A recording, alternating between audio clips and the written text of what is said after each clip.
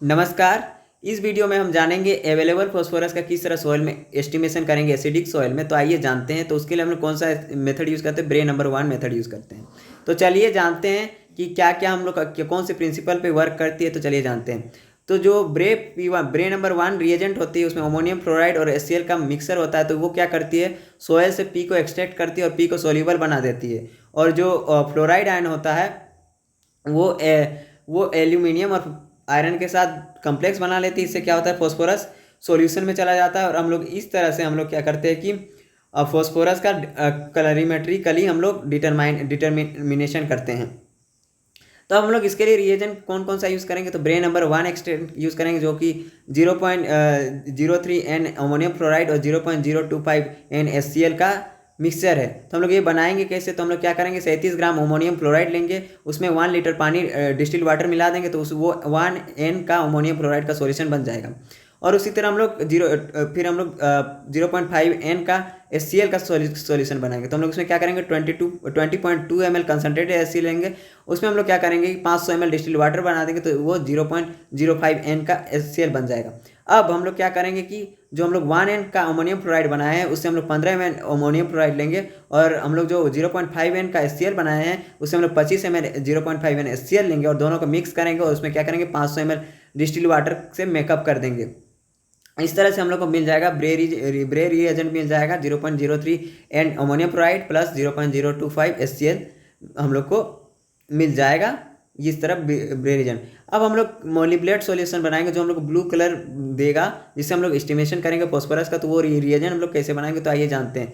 तो हम लोग सबसे पहले रिएजेंट ए बनाते हैं। रिएजेंट ए में हम लोग क्या करते हैं कि 12 ग्राम अमोनियम मोलिब्लेट का मिक्स सॉल्यूशन बनाते हैं 250 ml डिस्टिल्ड वाटर में।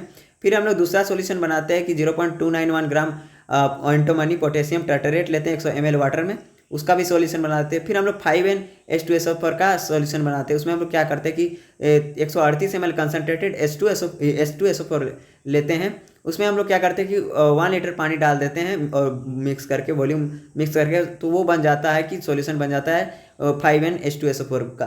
अब ये जो तीनों है अमोनियम मोलिब्लेट एंटीमनी पोटेशियम टर्टरेट और 5N H2SO4 का सॉल्यूशन, तीनों को मिक्स करते हैं। तीनों को मिक्स करने के बाद हम उसका वॉल्यूम मेकअप करते हैं 2 लीटर तक का, और इस तरह से ये रिएजेंट ए बन जाता है। अब हम लोग इस रिएजेंट ए का यूज़ करते हैं मोलिब्लेट बनाने में रिएजेंट बी का, जो कि ब्लू कलर देगा।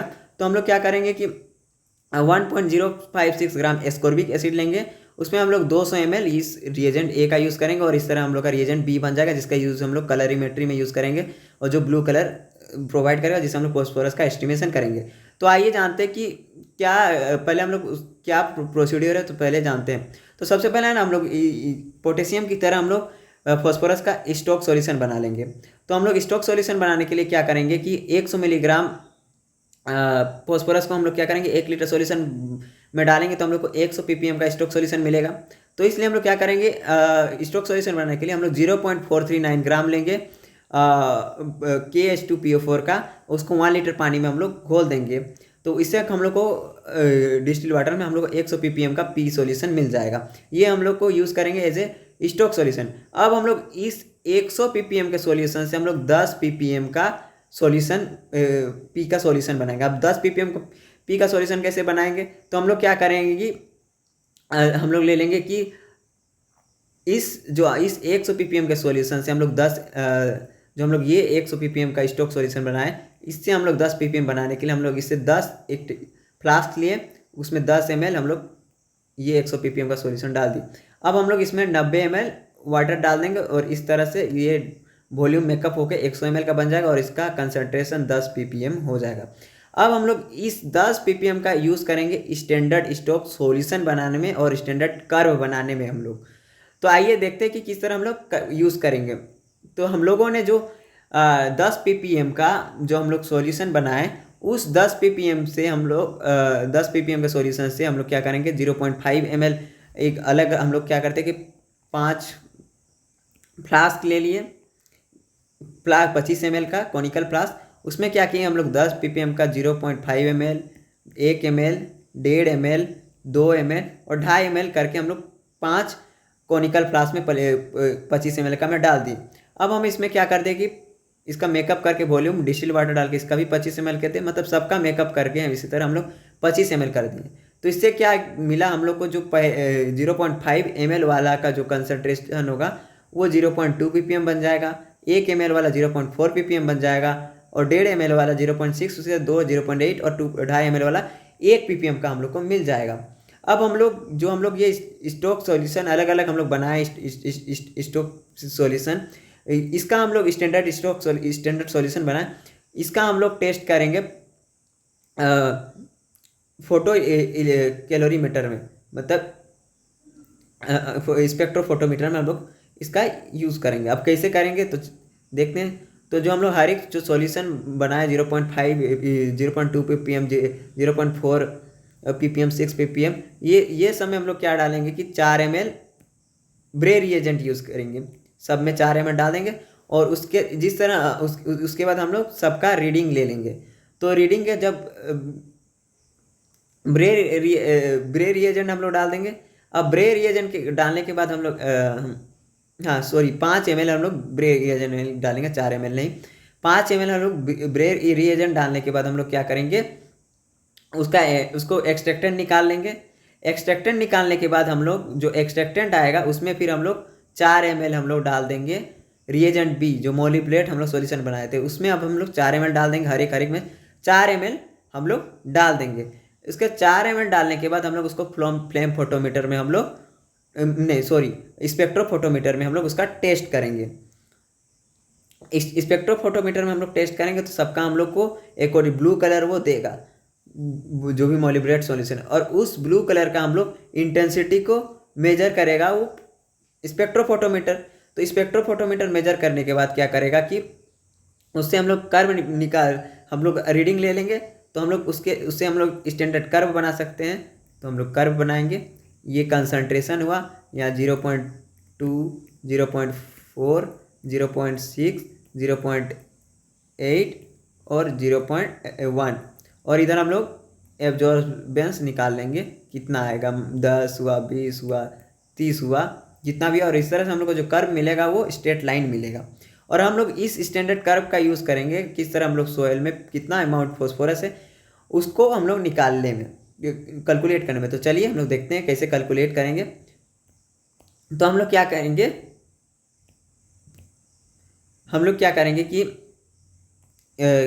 5 ग्राम सोयल लेंगे। 5 ग्राम सोयल लेने के बाद उसको हम लोग 50 ml उसमें ब्रे एक्सट्रैक्टेंट डालेंगे। ठीक, ब्रे एक्सट्रैक्टेंट डालने के बाद उसको सेक करेंगे 1 मिनट तक। सेक करने के बाद हम लोग क्या करेंगे, उसका यूज़ करेंगे, फिल्टर कर लेंगे। फिल्टर करने के बाद हम लोग उससे 5 ml हम लोग क्या करेंगे कि 5 ml हम लोग निकाल लेंगे, क्या 5 ml हम लोग उससे सैंपल सॉल्यूशन निकाल लेंगे। और उसमें हम लोग क्या करेंगे कि 25 ml उस वॉल्यूमेट्रिक फ्लास्क में उसमें फिर हम लोग लेंगे, और उसके बाद हम लोग उसमें उसका मेकअप करके 25 ml बना देंगे।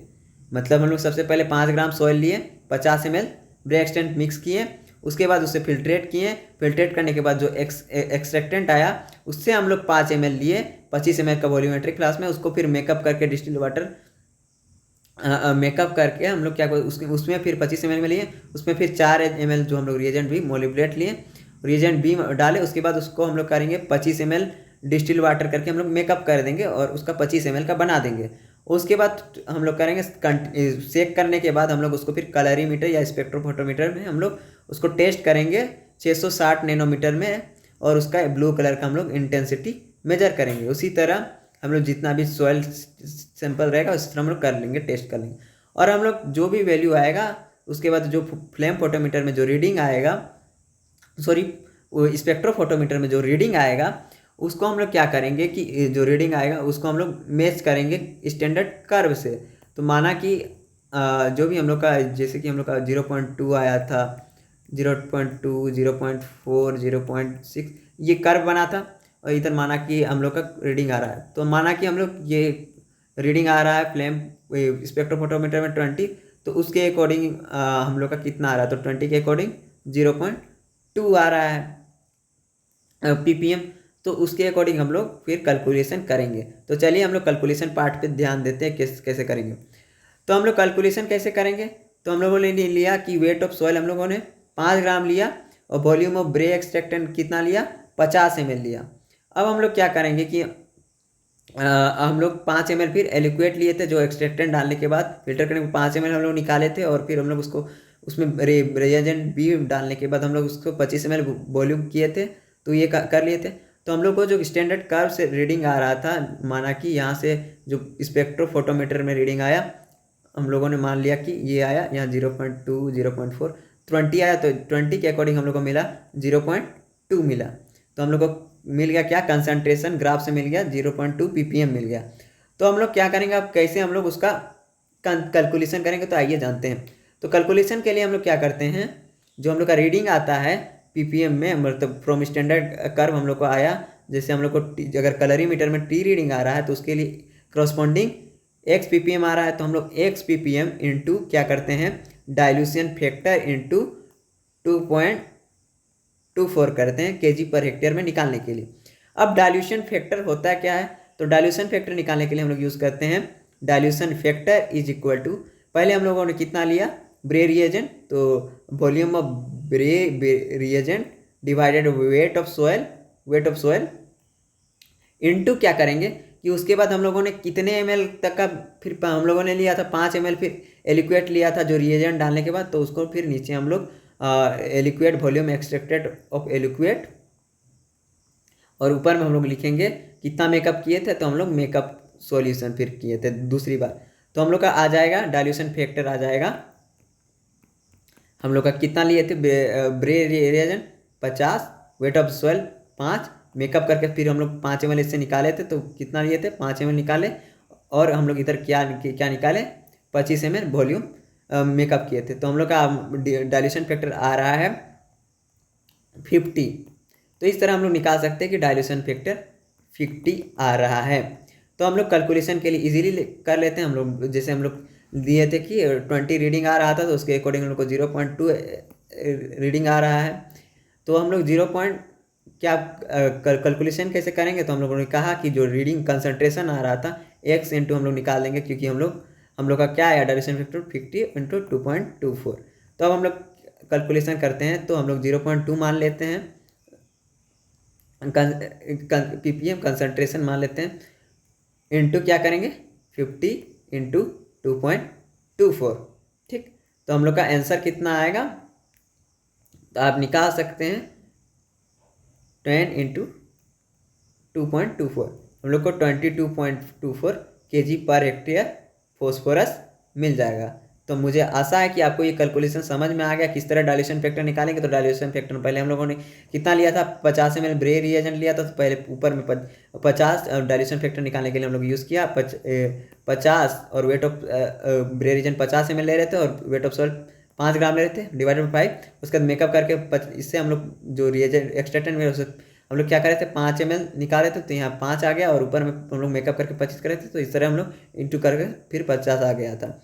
और हम लोग डाइल्यूशन फैक्टर को जो एक ppm में रीडिंग आ रहा था कर्व से, उसको मल्टीप्लाई कर देते हैं इंटू 2.24 kg पर हेक्टेयर में निकालने के लिए। इस तरह हम लोग कैलकुलेशन कर लेते हैं। तो मुझे आशा है कि आपको समझ में आ गया पूरी तरह से कैलकुलेशन। धन्यवाद।